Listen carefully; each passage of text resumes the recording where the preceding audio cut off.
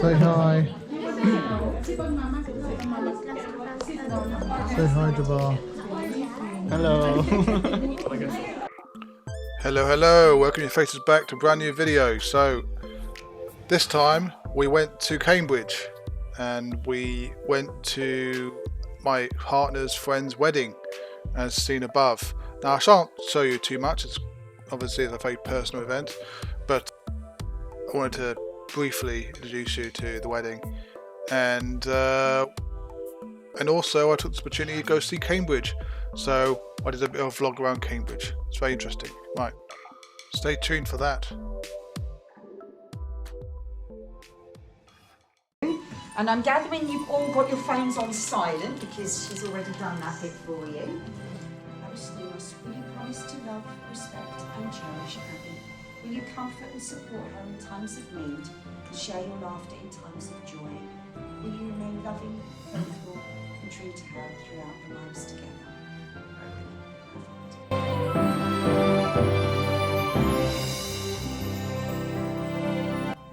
Your bride!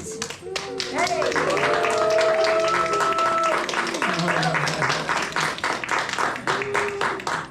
Right, it's not filming. Right, we're here in Cambridge. Say hello, Isabel. Hi, it's me Hello, again. Jabbar. Hello. Morning. Morning. We're off on a little trip to Cambridgeshire. And one of the biggest shocks to me was the price of rents and property.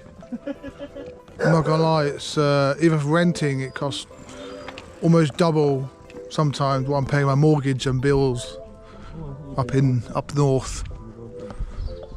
Shocking, really. Anyway, where are we gonna go today, guys? Oh no. Huh? Yeah.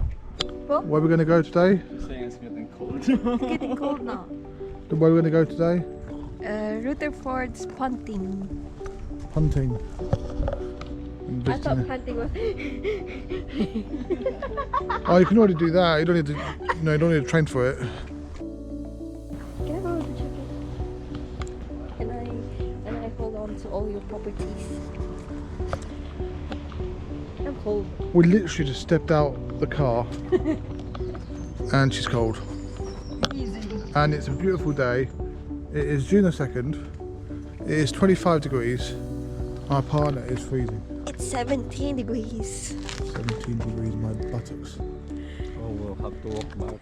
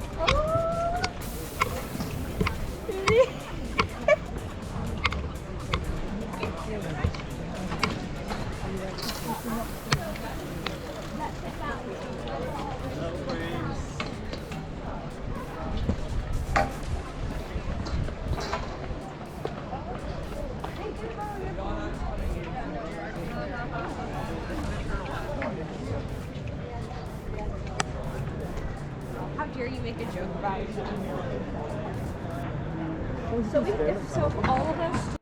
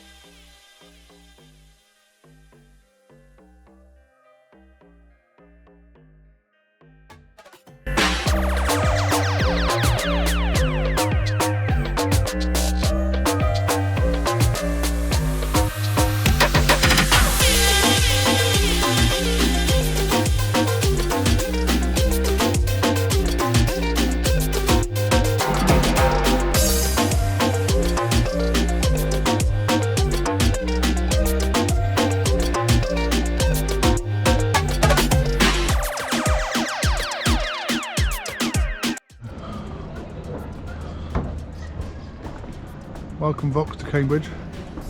What's up? Oh, not much, not much. We're off to go punting. You happy? Bloody thrilled. Already filled, mate. It's a nice little walkway, isn't it? Lovely. That's the thing in it. If you got a nice walkway and some water, the decay of England looks cute. But in London, without water and graffiti, it looks bad. But it's England. Well, I didn't even know that with all the Palestinian flags everywhere. Honestly, I saw one British flag yesterday. That's the only thing making me aware I'm in England.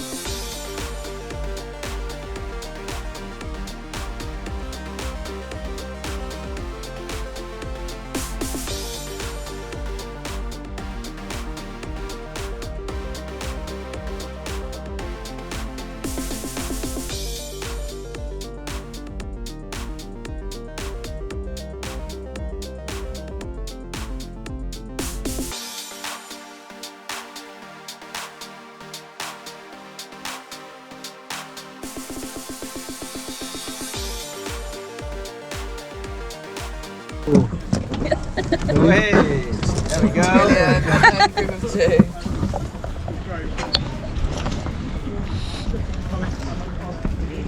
It's better in the middle. Yeah. They stabilise the boat. Yeah. Or else it'd be like that. Yeah, wonky. It's also your first time in Cambridge. Third time, Third actually. time. Coincidentally. Yeah. He should be the one throwing us then. Probably. Yeah. So if we could have you sit a little bit further that way. On the right? On that road, yes. Oh, lovely stuff. Yeah, perfect. Just helps you not Nicely go around in balanced out. circles the whole way. What? You balance us out. Yeah, I'm a good balancer. Everybody's balancing each other out. Lovely stuff. Off we go. It's quite a funny coincidence because sculpture took me here just randomly, and then my mom took me here randomly, and then my ex took me here randomly. I never picked. All right, hello everybody. How are we doing today? Great, thank you. Lovely to have you all here. My name is Jules. I'll be your tour guide today. I'll be taking you 1 mile up the River Cam and back down again. Now along the way today, we'll be seeing lots of different sites, lots of different parts of the University of Cambridge. Yes, don't worry, you did not accidentally book tickets for Oxford. Don't take me back to London, please. Oh, that's a long way. I'm not sure it'll last that long. Now, along the way today, I'll be telling you some history, some stories, some fun facts, and I do apologise in advance some horrific jokes. But please ignore those and just focus on the questions you'd like to ask. The more questions, the better, guys, because then you guys get to hear about what you're actually interested in and don't just have to listen to me bang on about what I think's interesting, okay? So the more questions, the better. Just got a question if it was cement under. Now, Cement underneath. Yeah. Yeah, 'cause it we're going to sounds start with a little introduction about the university.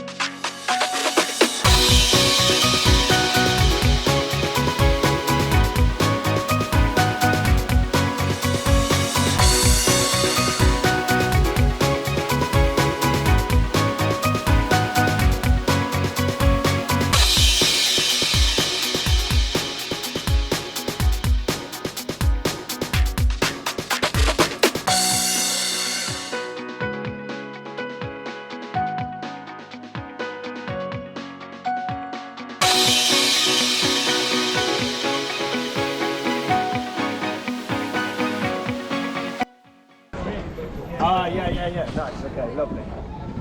Now today, guys, along the way, we'll be seeing 7 of the 31 Cambridge colleges, and the first one is on my right-hand side here.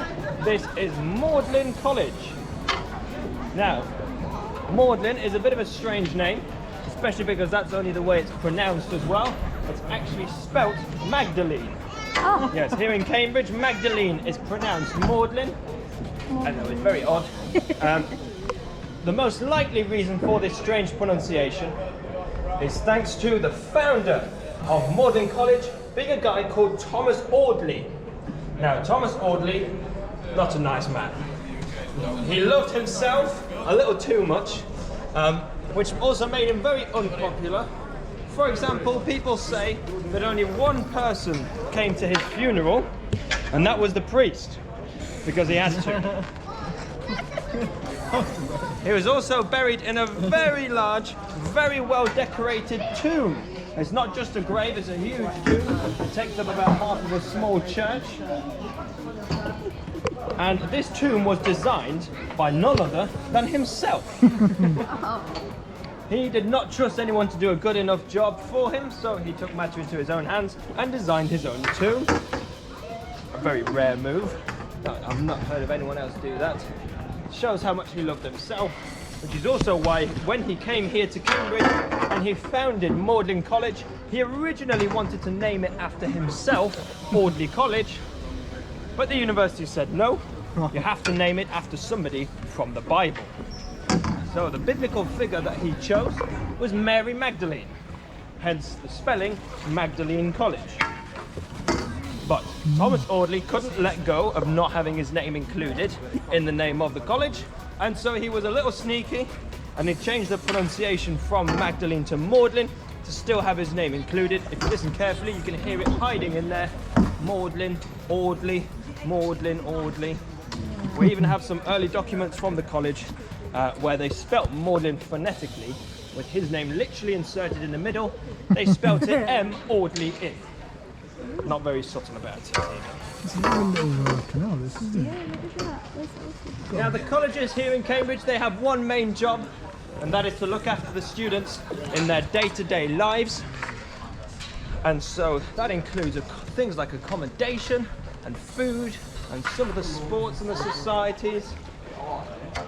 Now, because one of the main jobs is to give the students accommodation, most of the buildings inside the accommodation inside the colleges will be accommodation.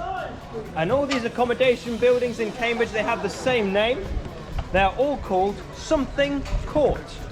That's what accommodation blocks are called here. They're called courts. So anytime we see a building called something court, yes, like that one you pointed at there, sir, that is accommodation for the students. Now, one last little detail about these colleges. They are all very bad at giving names to things. There is a real lack of creativity when it comes to naming things here in Cambridge, and this will become very quickly obvious, such as here in St. John's College, where we are now. St. John's College on both sides of the river, but first founded on my left-hand side over 500 years ago in 1511. Wow. And it wasn't until the early 1800s that St. John's decided it was time to expand to the other side of the river and build some new accommodation for their students, a new court. Now they had a long, hard think about what to call this new court, and eventually they decided to call it New Court. Doesn't get much better from here. Now when they built New Court, they thought it'd be a good idea to build a new bridge. So they built this beautiful bridge here that we're about to cross under, and again, I had a long, hard think about what to call this new bridge before eventually calling it, you guessed it, New Bridge. Now this bridge here, most people here call it Bridge of Sighs. That's its nickname. Has anyone here seen Bridge of Sighs in Venice in Italy? No one? Right, don't worry, it looks completely different to this one, so you're not missing out. In fact, well, they look very different, even though they still share the same name. And that is thanks to Queen Victoria. Queen Victoria came to visit Cambridge just after this bridge was opened. She saw it, and she said, "Wow, that's pretty. It looks like bridge of size of Venice. It does not. Queen Victoria had never even been to Venice. So we're not too sure why she thought she knew what it looked like. But at the end of the day, she was the Queen, and you don't correct the Queen. So nobody did. Everyone stayed silent. And we still call it bridge of size to this day. No one has corrected her yet. Such an old bridge. It is. It's older than New Bridge, so it's called Old Bridge. It also goes to the kitchen, so it's called Kitchen Bridge. And it was designed by a guy called Sir Christopher Wren, so it's called Wren Bridge. Yeah, they are not very good names, I did warn you. Now behind me on my right hand side, we can see the much nicer side of St. John's New Court here. Although they never finished this building. For example, the clock tower is missing a crucial feature. The clock. The clock Oh tower yeah, is it's missing. Yeah, It's look. missing. Who stole it? The clock tower is missing. The clock's just a tower. Now, here in Cambridge, people like to make up lots of stories as to why this clock is missing. Some people say that a rival college stole it. There was never a clock there in the first place to steal. And some people say there was never a clock here in the first place because of a strange rule in Cambridge that says you can only have one clock in the same part of the city, and because the college next door already had a big clock, they were not allowed to put one there. It's complete nonsense, there's no such rule, it's completely made up. The real reason why there's no clock here, they ran out of money. They had no money left at the end of building this building, and so couldn't afford to put a clock in. Now, a very good question here would be, what about today? Thank you. Why on earth have they still not put one in? Especially because St. John's is the second richest college in Cambridge. Wow. They are worth over £700 million. Last I checked, that is enough for a clock. The building or the... It's listed. You Sorry? can't change it. Yes, the problem is the building. Yes. It is now a grade listed building, which means it's protected, which means you cannot change the way it looks. And if you add a clock, you change the way it looks. So it's very silly, but that's the way it is. They are simply not allowed to add a clock. So they're all accommodations in there. So that is all accommodation, mainly for Imagine living in second year that. students in St. John's here. And how much do they pay for it? About 180 to 200 pounds a week is the Cambridge average. A week. Yep, which isn't too Well, that's bad. not that expensive. Considering that you get a whole lot more than just your room included in that. You get academic support, you get personal support, you get subsidised food, you get access to all the college facilities like sports facilities, access to all the clubs, the societies for free. There's a lot included in that rent. Yeah, even a pound a month. That's all right. I mean, that's our mortgage. So I think that's. Now we leave St. John's and we come into the territory of their biggest enemy, Trinity College, here on the left. Now these guys, St. John's and Trinity, they really do hate each other and have done for a very long time. Trinity students say that they would rather be at Oxford than St. John's. And if you know anything about the Oxford-Cambridge rivalry, you'll know that's quite a big statement to prefer, as we call them here, the other place to St. John's. It's quite a big statement to make. Now this building here of Trinity College on the left, this is the Wren Library. Wow. It is a very big and very beautiful library. But if you look through the windows on the bottom floor, It's empty. anyone see a library there? No, it's empty. No. Correct. It is completely empty. That is because the library is high up on the first floor. And can anyone go visit it, or is it just You for? can, yes, you can go and visit it, usually around lunchtime. So if you, what's the time now? Just before 1? Yeah. Yeah. Can I make a stop over? To be fair, it's exam season at the you can moment, swim. so they'll break the amount of If I throw you. Now yes, the library is exclusively located on the first floor. Why on earth would you design your library like this? Any guesses? Why would you put your books high up?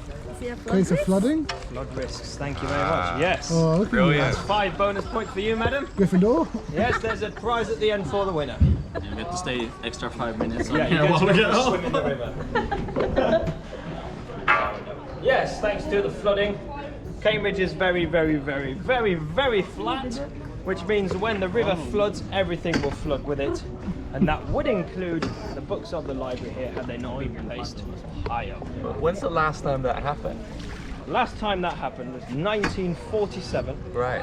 when the flood reached the bottom of that archway of the bridge we just crossed. Right. So quite a bit higher than where we are now. Yeah. Today there's like a flood defense system in place, some like a dam at the top of the city centre and at the bottom, and between the two they can control the level of the water. Today it won't go over those wooden beams on the right there. Look, it's It will stay. It won't go over that. Inside the city centre. Outside where the dams are no more, it's a different story. It gets flooded a lot. Yeah.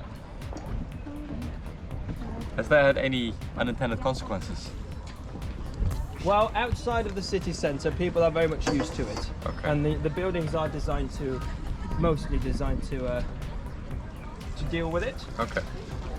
Yes. And in fact, here, between here and the sea in the north, there's an area called the Fenlands, which used the same technology that you guys used in the Netherlands to drain out the sea. It's exactly the same technology used here, and they drained out a huge part. It's called the wash of the Fenlands, and they've drained it all out to use farmland, and the houses there are all designed with the floods in mind.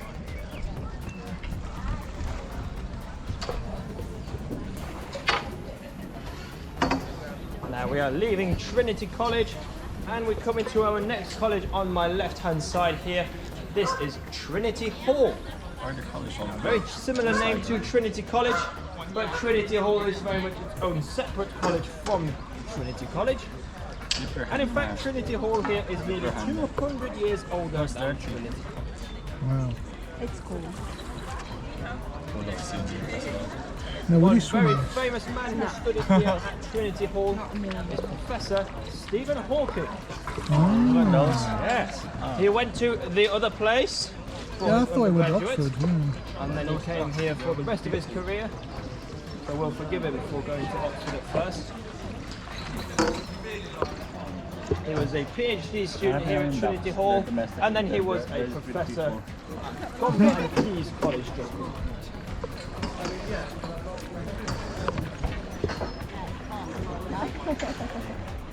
Now we're already leaving Trinity Hall, then we come into our next college.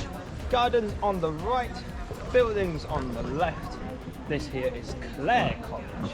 The oldest college we will see today, founded all the way back in 1336, maybe 700 years ago. Battery pack. Now the college was founded, we used just to put the windows in. They're very complex stained glass windows which took 30 years to install. The main reason though why it took so long is that in those 90 years we went through 6 kings here in England. So there's a lot of political turmoil, which meant that everyone was too busy dealing with that rather than building this chapel.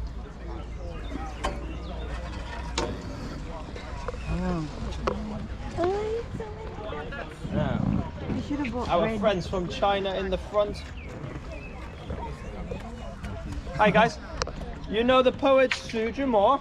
Yeah. Yes, this is his bridge here. Yes. Yes, you know, with his very famous poem, Cai Bie Gang Qiao. Yeah? Where is the stone? The stone is just behind that tree on the other side of the bridge. Yeah, you cannot see it from here, I'm sorry. I'll check that. Yes, if you go into King's College, you walk over the bridge and then on your left is the stone. It's a fun boy. Yes. For those of you confused as to what just went on there, Su Jimo is a very famous Chinese poet who came to I mean, that Cambridge is in pretty the cool. early That is 1920s cute. to study here. That's Came where back they a few get years their later, drinks. feeling very nostalgic about the first time he'd been here, and upon leaving Cambridge the second time, he wrote a very famous poem in Chinese, but following the classic English poetry structure that every single student in China studies at school. That's why you guys have all heard of Cambridge over there, which is very cool.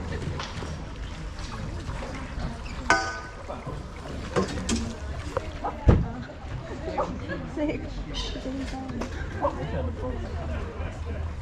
I think that we Now we are can do. still inside King's College, and these buildings on my left-hand side here are a part of King's College called Bodley Court.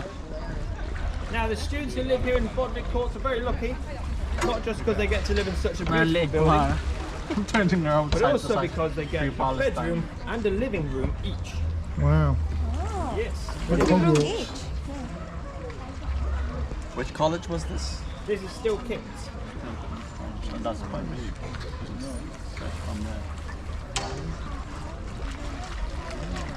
Where these three first pride flags are hanging, they're all from the same bedroom there, sorry.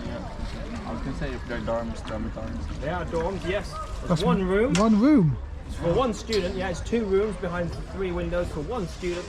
And this is where a very famous man called Alan Turing lived. Have you heard of Alan Turing? Yeah. Yeah, maybe you've seen the film about him, The Imitation Game with Benedict Cumberbatch. Yeah. Maybe So that that's rings one more room. bells. That's one room. He is basically massive. the father of modern supercomputing. He built the world's first supercomputer in the Second World War, which helped crack the secret Nazi communication codes and helped the Allies win the war about 2 years earlier than would have otherwise been possible. He studied here at King's College. He studied maths starting in 1931. When he left Cambridge, he was 22 years old, but already a maths professor. Sadly though for him, he was a gay man at a time when homosexuality was illegal in England, and so he was very much persecuted, underappreciated, even prosecuted for it, and so people like to remember him by the pride flags hanging outside his room today. I'm glad I wasn't there. Ready? And of course, screaming nice and loud. Cambridge,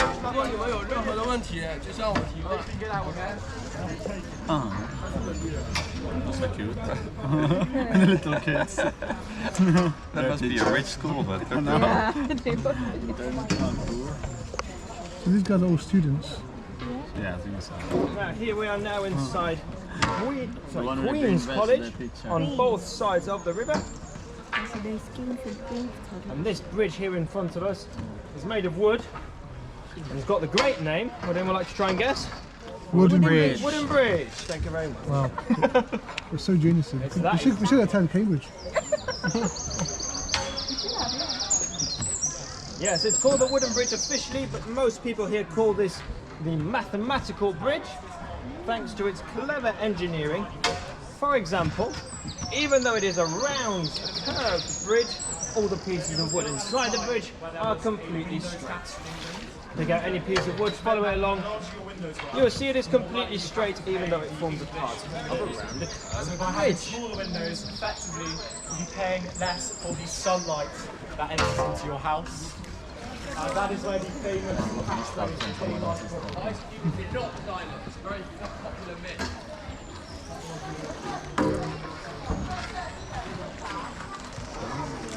I don't know how old this one is. 2 students of his. I'm getting down the students. Just chilling.